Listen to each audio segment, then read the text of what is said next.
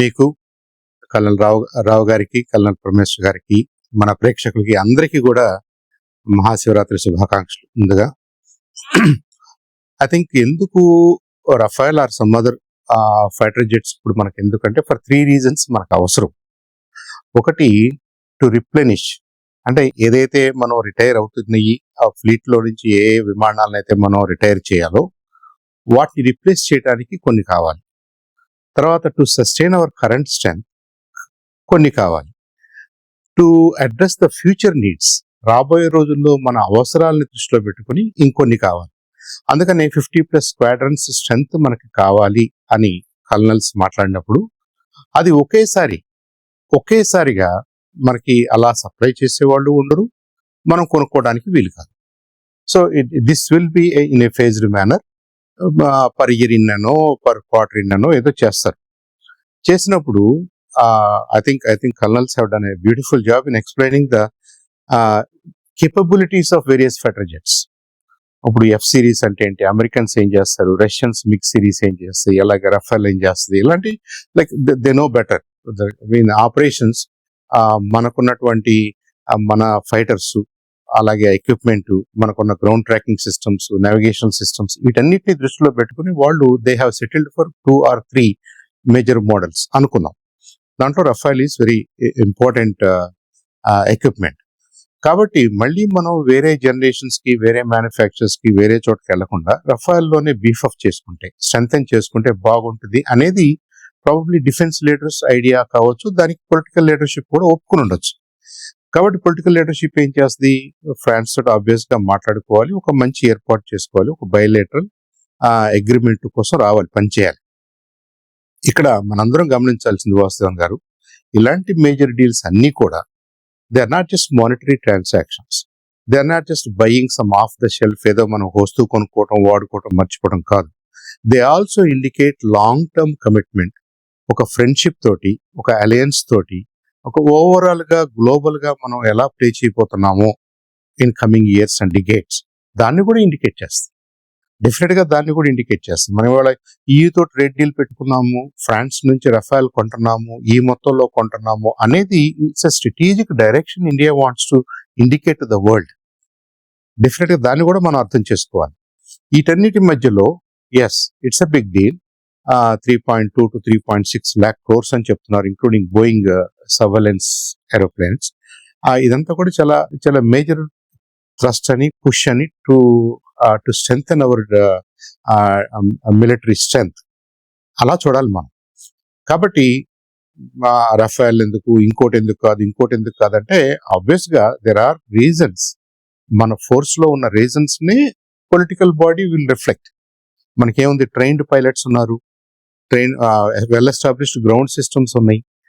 4.5th generation Rafale is equally good, that's cutting edge. మనం 5th జనరేషన్కి వెళ్లాల్సిన అవసరం ఎందుకు లేదంటే కల్నల్ చెప్పారు కదా, ఇప్పుడు మళ్ళీ మనం we have to retrain our forces, we have to redo our ground support systems, we have to do lot of other things. It will take time and it's not necessary. మీకేదో ఒక incremental advantage కోసం ఇంత పెద్ద major changes చేయాల్సిన అవసరం లేదు. If you have an exponential advantage, yes, we'll go for it. But 4.5th generation to 5th generation, yes, avionics లో కొద్దిగా ఇంప్రూవ్మెంట్ ఉండొచ్చు, maybe some AI enabled systems ఉండొచ్చు, but they are to be tested, they are to be understood, they are to be trained on. ఇవన్నీ జరగాలి అంటే మనకి probably next set of purchases లో అలాంటివి కన్సిడర్ చేస్తారేమో. For now, in the next 4-5 years, we will get enough of Rafale planes, which our forces are very comfortable with, and they will address our needs, our current needs as well as the immediate future needs. Kabatti, I think government has done a very judicious and justifiable ఒక deal కి వాళ్ళు సిద్ధమయ్యారు. మీరు అన్నట్టుగా Bharat AI impact సదస్సుకి మా president కూడా వస్తున్నారు, కాబట్టి ఫ్రెంచ్ ప్రెసిడెంట్ కూడా వస్తారు. కాబట్టి ఆ టైంలో on the side lines probably they will take this a bit one more step forward. దీంట్లో ఇంట్రెస్టింగ్ థింగ్ అంటే వాసుదేవన్ గారు, నాకు అనిపించింది, సరే కొంటాం మనం ఎక్విప్మెంట్, ఎక్కడి నుంచో కొంటాం, ఆ రష్యన్స్ దగ్గర కొన్నాం, ఇంతకు ముందు వేరియస్ ఏజెన్సీస్ నుంచి కొన్నాం. ఈసారి మేక్ ఇన్ ఇండియా అనేది ఏమైంది మేక్ ఇన్ ఇండియా మీద ఇంత బాగా పుష్ చేస్తున్నాం కదా మనం, మరి ఇలాంటి మేజర్ డిఫెన్స్ డీల్స్ లో కూడా మేక్ ఇన్ ఇండియా రిఫ్లెక్ట్ కావాలి కదా, we should also bargain for that కదా అనేది మేజర్ కన్సర్న్. ఎక్కువ మంది అడుగుతున్నారు, ఎక్కువ మంది ఎక్స్పెక్ట్ చేస్తున్నారు, and government also heard it, government also wants to push in that direction. కాబట్టి మనకి ఈ ఈ వ్యవహారంలో మేక్ ఇన్ ఇండియా అనేది ప్రస్ఫుటంగా ఒక కండిషన్ గా ఉంది. అయితే మేక్ ఇన్ ఇండియా అన్నది ఏంటి, to what extent they can actually do it.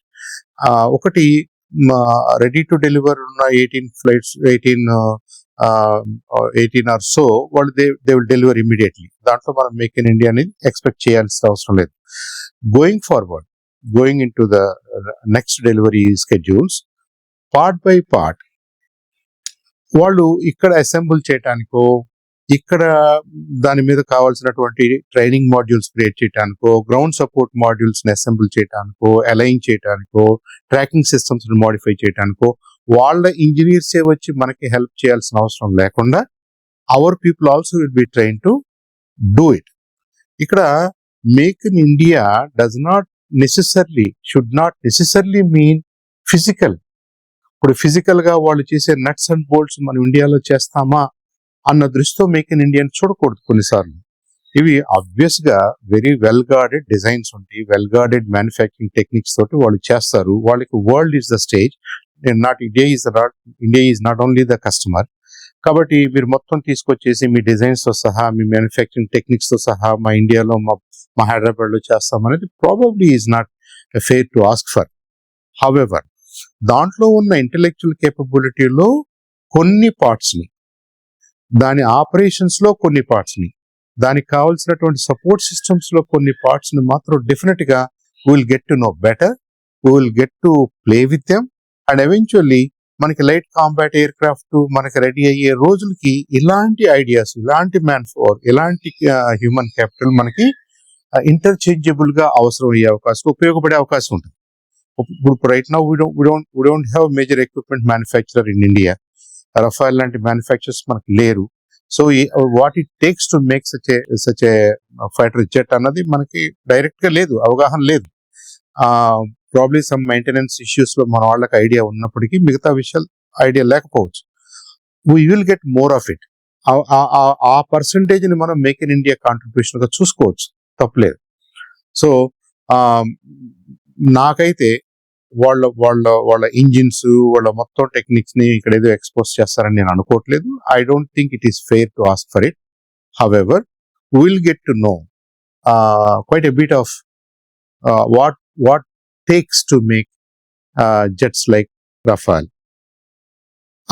అలాంటి నోహౌ మాత్రం మనం డెవలప్ చేసుకోవడానికి అవకాశం ఉంటుంది. కాబట్టి Tata world definitely, Tata aerospace కింద మనకు హైదరాబాద్ దగ్గరే అలాంటి అవకాశం కూడా ఉంది. కాబట్టి వాళ్ళు కూడా అలాంటి ప్లాన్స్ చేస్తున్నారు. కాబట్టి it is good for our youth, it is good for our engineers and scientist, it is good for our defence planners, it is good for HAL, it is good for light combat aircraft designers or manufacturers. వాళ్ళందరికీ మనకి definitely will no better, will get better.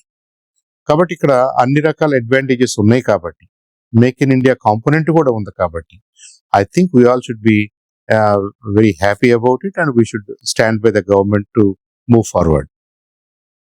Right. Oh.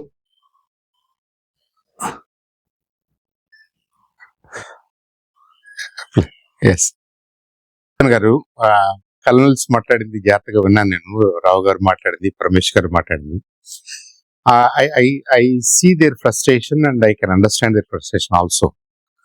అయితే మనం complete గా Indian environment ని, Indian labs ని, లేదంటే Indian effort ని dismiss చేయాల్సిన అవసరం కూడా లేదు. బ్యూరోక్రటిక్ హడిల్స్ ఉన్నాయి, కొద్దిగా లెథార్జీ ఉంది, ఇంకా మనం పాత పద్ధతుల్లో పనిచేస్తున్నాము. థ్యాంక్స్ టు కొలోనియల్ కల్చర్ మనం అలానే చేస్తున్నాం. ఇది ఎందుకంటే ఓనర్షిప్ తీసుకోవడానికి భయపడుతున్నాం, కంట్రోల్ మెకానిజమ్స్ మీద, కంట్రోలింగ్ మీద ఎక్కువగా దృష్టి పెడుతున్నాం. ఇక్కడ ఏమైందంటే, ఇప్పుడు వాళ్ళకి బాగా తెలుసు, మిలిటరీలో పనిచేసిన వాళ్ళకి C4SR అని చెప్పేసి కమాండ్, కంట్రోల్, కంప్యూటర్స్, కమ్యూనికేషన్స్, ఇంకా సర్వేలెన్స్, ఇంట్రాపరబిలిటీ అవన్నీ కూడా యాడ్ చేశారు. తర్వాత ఈ కమాండ్ అండ్ కంట్రోల్ అనేది కొలోనియల్ సిస్టమ్స్ లో ప్రధానంగా కనపడింది. వాళ్ళకి అంతవరకే లెక్క, నేను కమాండ్ చేస్తాను, నేను చెప్పినట్టుగా నువ్వు వినాలి అనే మైండ్ సెట్ లోనే వాళ్ళు ఆ బ్యూరోక్రసీని కంట్రోల్ చేసేవాళ్ళు, బ్యూరోక్రసీని నడిపేవాళ్ళు. కాబట్టి పైనుంచి కింద వరకు కూడా ఎవడికి వాడు ఒక 2 ఏళ్ల ఎక్స్‌పీరియన్స్ రాగానే కొత్తగా చేరిన వాడి మీద నేను కమాండ్ చేయాలి, వాడిని కంట్రోల్ చేయాలి అనుకుంటూనే ఉంటారు వాళ్ళు. అది మిలిటరీ పారాడైమ్ తీసుకొచ్చి వీళ్ళు బ్యూరోక్రసీలో పెట్టుకొని, సివిల్ గవర్నమెంట్స్‌లో పెట్టుకొని, సివిల్ ఆఫీసెస్‌లో పెట్టుకొని ఇలా నడిపిస్తున్నారు కాబట్టి, మనకి మన ఇండియాలో ఉన్నటువంటి ఏ స్థాయి ఆఫీసర్ అయినా, ఏ స్థాయి ఆఫీస్ అయినా ఇది కనిపిస్తుంది ప్రస్ఫుటంగా. అంటే citizens they are not party to this. వాళ్ళేదో వాళ్ళకి తప్పక మా దగ్గరకు వస్తున్నారు. మేము చెప్పినట్టు వినాలి. మేము చేసినప్పుడు చేయాలి. మేము చేసినప్పుడే వాళ్ళకి అది జరుగుద్ది. సో వాళ్ళకేం వాయిస్ లేదు అనే యాటిట్యూడ్ ఇంకా మనకి అన్ని స్థాయిల్లో కనిపిస్తుంది. అది మన mind set problem. I think entire Indian education సిస్టంలో నుంచి ఆ మార్పు రావాల్సిన అవసరం ఉంది. 100% I agree with colonels and there వాళ్ళ ఫ్రస్ట్రేషన్ ఎక్కడి నుంచి వస్తుందో నేను మెజగండాక్లో ఇండిపెండెంట్ డైరెక్టర్ గా ఉన్నప్పుడు కూడా కొంత నాకు అలా అనిపించేది. If nobody wants to commit to any lines, date lines, అంటే ఈ డేట్ కి ఎలా చేద్దాం, ఈ డేట్ కి ఎలా చేద్దాం, naturally it will take 6 months అనుకున్నది 1 year అవుద్ది, 1 year అనుకున్నది 2 years అవుద్ది. మన టైం లైన్స్ అలా గడుస్తూ ఉన్నాయి. With a sole exception of some labs and probably ISR is a big exception మనకి. ఎందుకంటే వాళ్ళు ముందుగానే ఆ టైం లైన్స్ ఇస్తున్నారు కాబట్టి ప్రాజెక్ట్ కి ఆ పుష్ ఉంది అక్కడ. సో నేను ఐఎస్ఆర్ఓ నుంచి వదిలిపెట్టడానికి that was not the reason.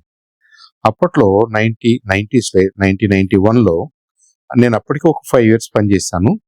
మా సీనియర్స్ అందరూ కూడా నేను మాస్టర్స్ చేస్తే బాగుంటుంది, నేను పిహెచ్డి చేస్తే బాగుంటుంది అని అనుకున్నారు కాబట్టి అలా ఎంకరేజ్ చేశారు.